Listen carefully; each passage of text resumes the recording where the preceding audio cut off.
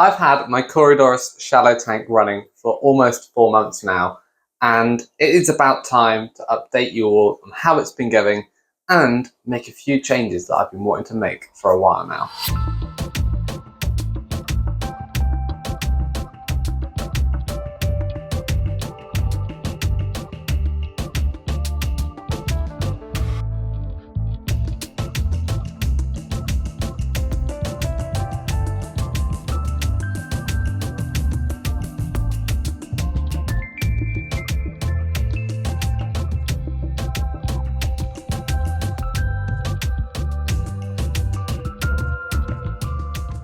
The first thing that you can probably notice is that the water is not that tinted anymore.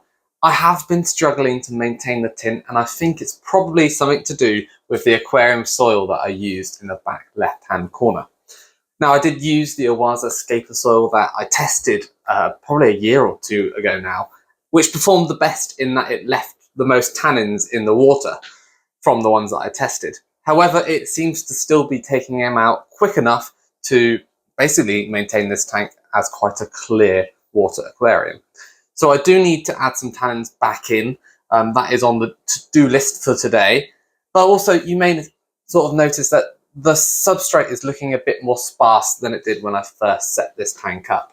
Now, some of the leaf litter has been buried into the substrate thanks to the activity of the Corydoras, but also some of them have started to break down, as they do in these botanical method aquariums. So we also need to replenish the leaf litter sort of bed, and I did post a short on here and a reel on Instagram and Facebook, sort of asking what leaves I should use for that, and we'll get to that in a moment. There is two other things that I wanted to mention and, well, achieve today, I guess, and the first of which is, I think I ended the last video on this tank sort of saying that I'm kind of tempted to add a tetra to this aquarium. And I think I'm gonna do it. So we're gonna get this tank sorted. We're going to add some botanicals. We're gonna do a water change, and we're going to add some glassware to replace those ugly filter inlet and outlet, because I'm sick of looking at those, and some glassware is going to be much nicer and give a much better aesthetic to this tank. And then once all that is done, in a couple of days, I think I'm going to go to the shop and pick out a small shoaling fish to live in this aquarium. There is a risk that they might jump out, but hopefully I can pick a species that's less prone to leaping out of the water. But I'm hoping their presence is going to help the Corydoras feel even more settled. Because while they are looking great and doing really well, they do spend a lot of the time hiding. And while they are catfish, and that's kind of normal, Corydoras are normally pretty prone to being out foraging during the day. And they just don't seem to be doing that as much as some of the other times I've kept Corydoras in the past. So I think they do need a div of fish, basically, and that is what we're going to add. So we're going to start by turning off the filter and the heater for this tank, and then we can disconnect the pipework.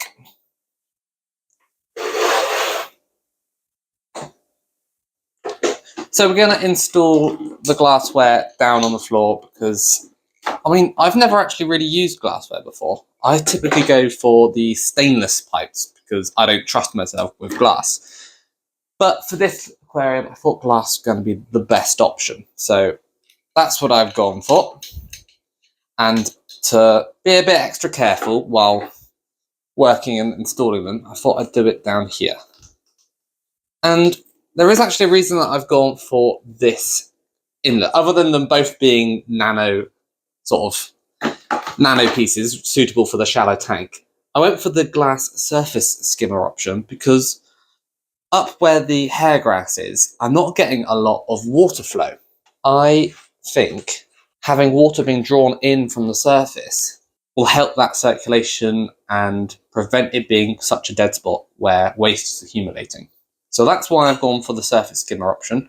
So I did actually just remember that I didn't bring any hot water in to soften the pipes up to help get the glassware on.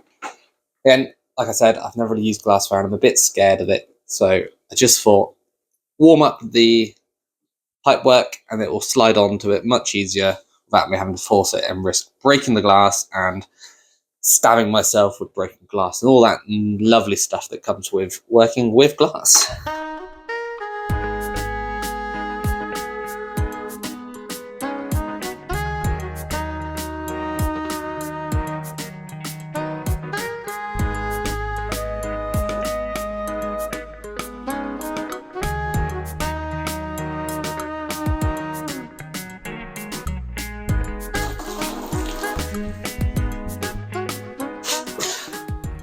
So while I've got the filter disconnected, I thought I may as well give it a clean. And something else to update you on is that the suction cups on the surface skimmer don't seem to stick to my background. Because I've got the frosted background on the back of the tank, it seems to prevent the suction cups from working, which is a little frustrating. So I might have to relocate the filter position, which actually kind of works because the tank that is below it is currently doing a dark start, which means I need to fully empty it before I plant it anyway.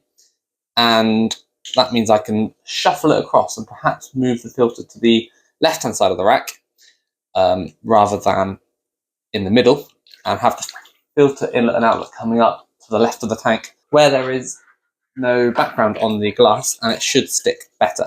So yeah, that's potentially a solution. We'll see if it works without it being suction cupped in place, but I have a solution in mind if it doesn't work.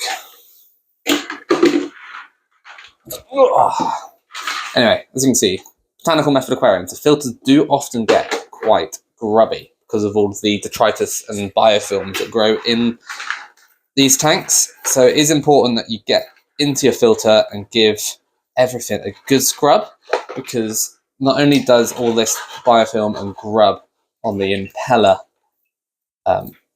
reduce the efficiency and flow rate of your filter, it can also mean that they work too hard and burn out, reducing the life of your filter as well.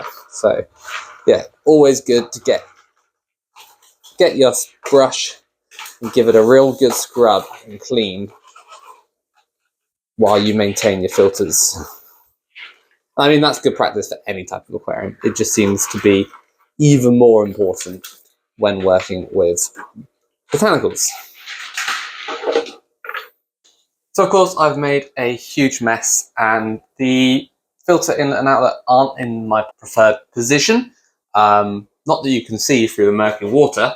The unfortunate thing with this placement is I didn't get the inlet, which is right down there, close to the bank.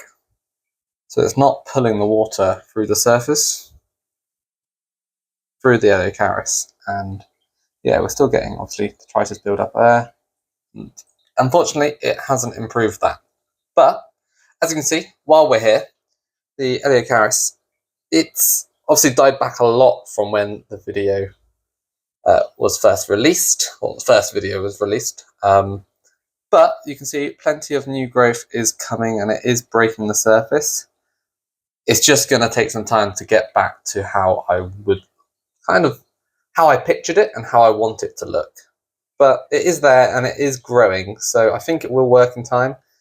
I just got a bit excited and wanted, well, I've kind of thought that the plants wouldn't melt because they were grown immersed and they went into an immersed state, but they did, and they are slowly bouncing back. So while we wait for the tank to clear, let's have a look at some of the botanicals.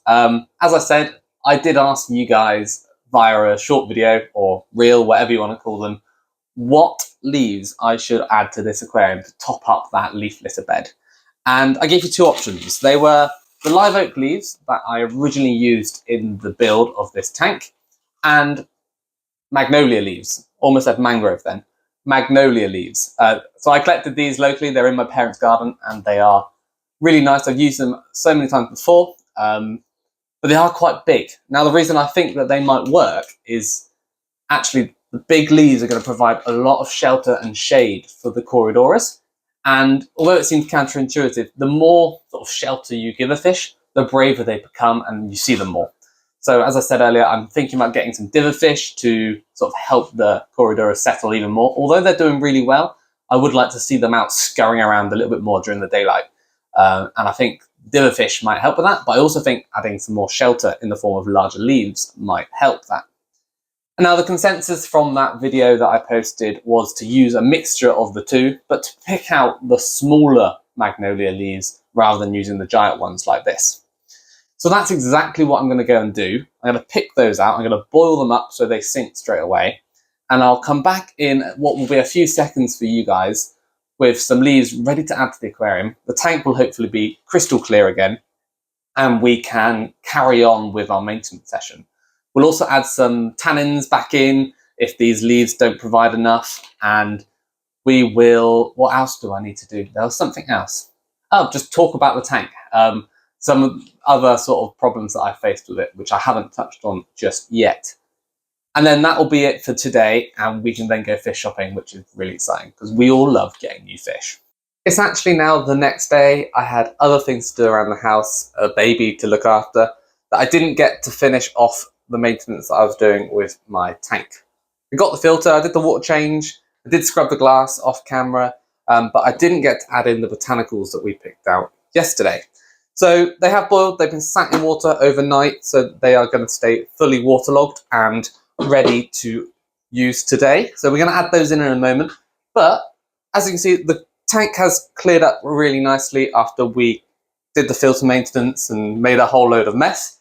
The glass inlet and outlet are looking really good. They definitely help to sort of make it a much sleeker, more natural looking aquarium. So I'm really pleased with those additions. And yeah, it's time to add the botanicals. Obviously, the water is crystal clear now because I did a fairly big water change to try and remove some of the clouding. And obviously, this tank was meant to be a blackwater environment. So having this crystal clear water isn't correct. And I did say I was going to add some more tannins in, I think, yesterday. Perhaps I didn't, but in my head, I said that I was going to add some more tannins in during this video. And now, I originally planned to do that when I was going to add the leaves. But actually, I think it might make sense to just let some of the tannins come out of the leaves and have a little bit of tint, but not go all out and add some more add some more tannins from the better tea that I was using. Because if we're going to add new fish, those fish aren't coming from heavily blackwater botanical aquariums, they're coming from a standard fish shop.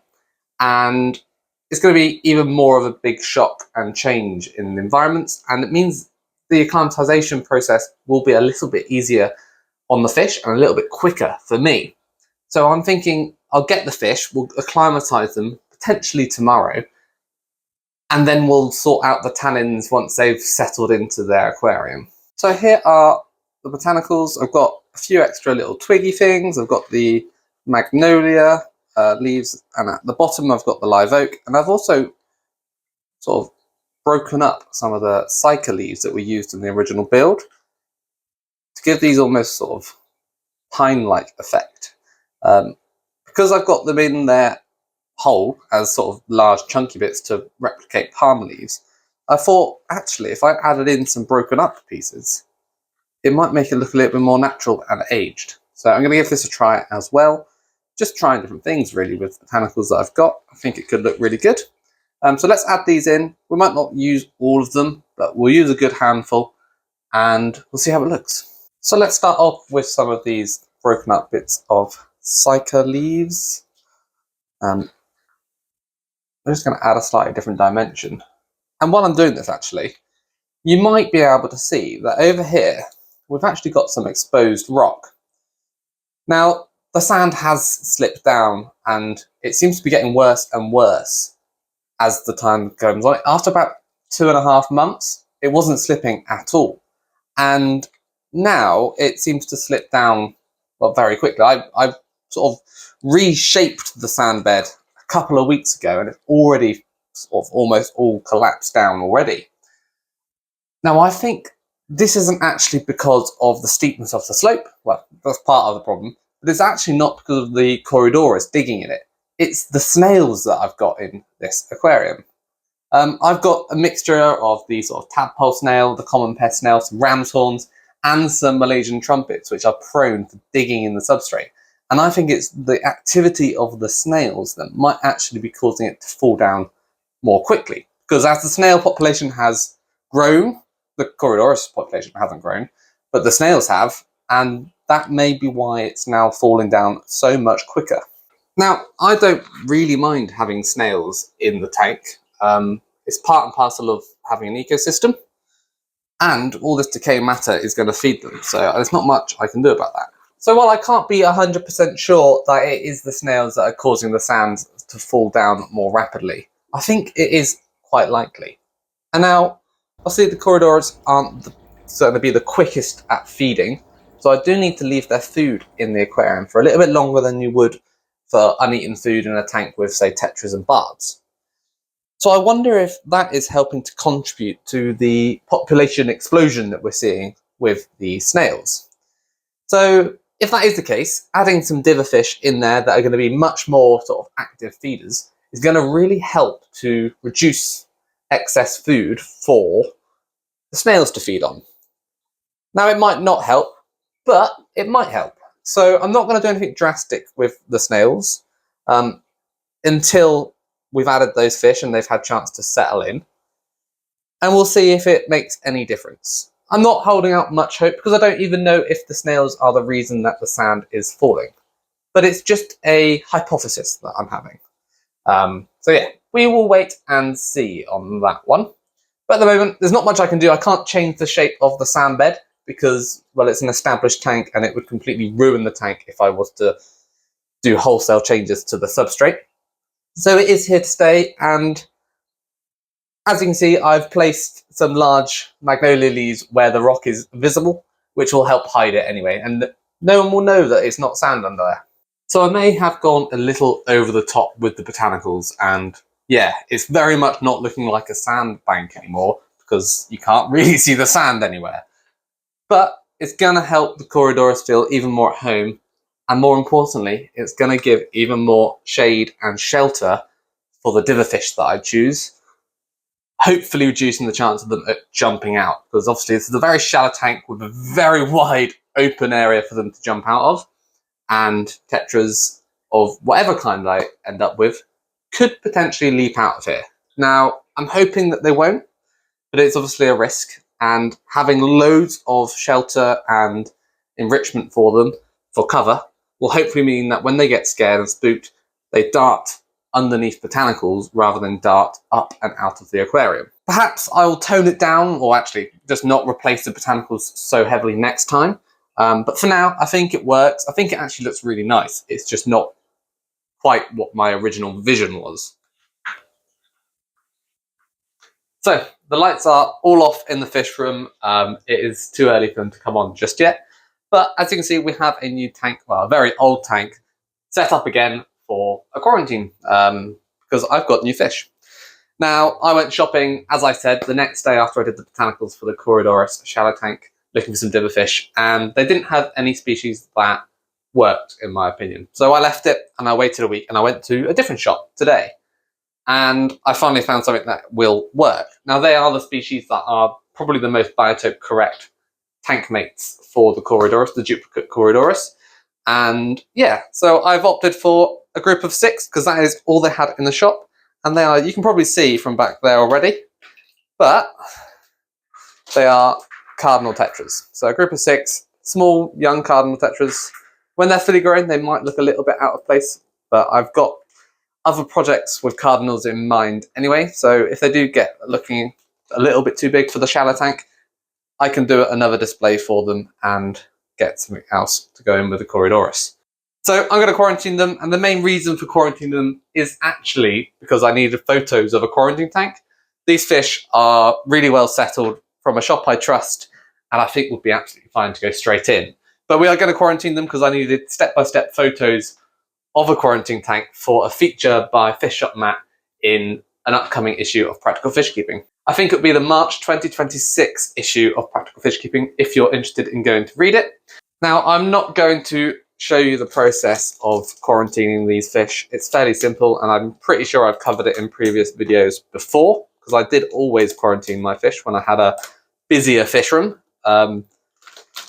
And if you're really interested, you can always go and find the feature in Practical Fish Keeping for Fish Shop Matt's quarantine process. It's very similar to what I did, obviously, because I'm going to be doing step-by-step photos. So what we're going to do is I'm going to acclimatise them, introduce them to this tank, and then I'll come back and show you them when they're getting released into the shallow tank. The cardinal tetras have settled in really well, they're doing great, and they've shown no signs of disease. So it is time to get them into the shallow tank and see how they look in a botanical blackwater environment.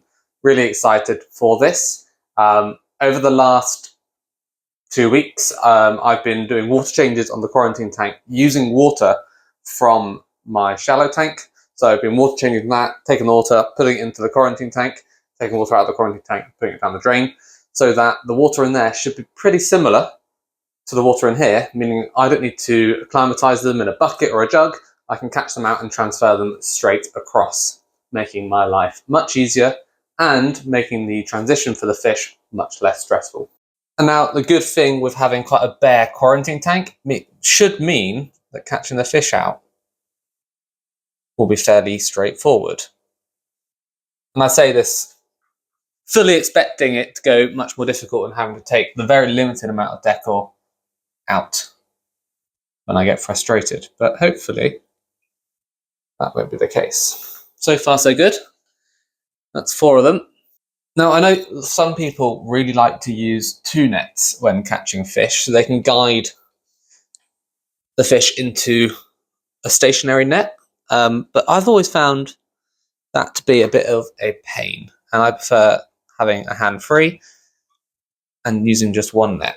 But it's personal preference. So let me know in the comments what your tips and tricks for catching fish out of an aquarium are. It'll be really interesting to see what everyone's methods are, and maybe we can all learn from each other. So it's the moment of truth. It's time to add the fish.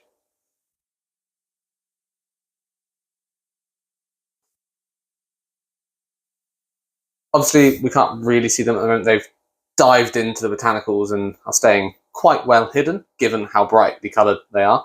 But they'll settle hopefully in time, and we'll come back in a couple hours, maybe tomorrow.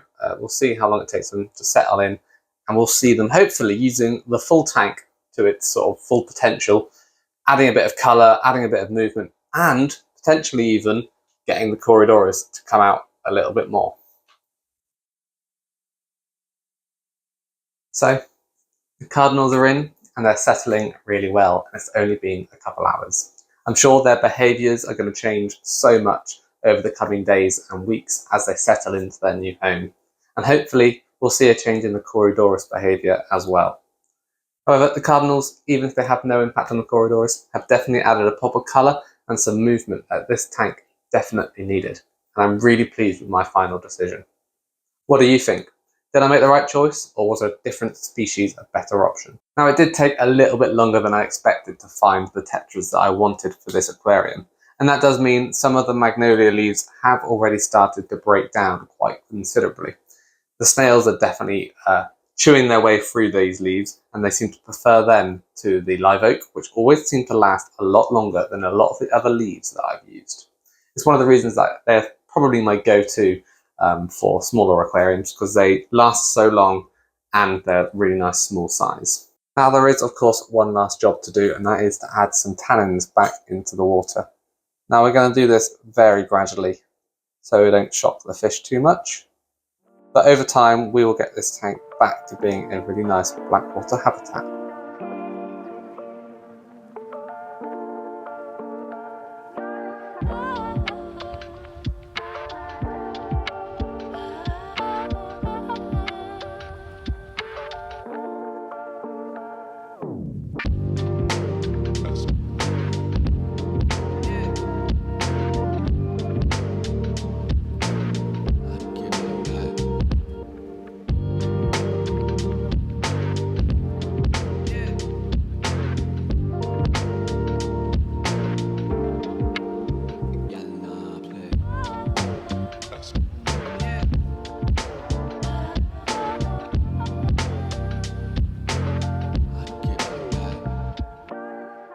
So while in the process of filming this update video on the Corydoras shallow tank, I have been working on another project as well, and you may have seen some glimpses of it below the Corydoras tank throughout this video, as this 45cm tank has slowly evolved.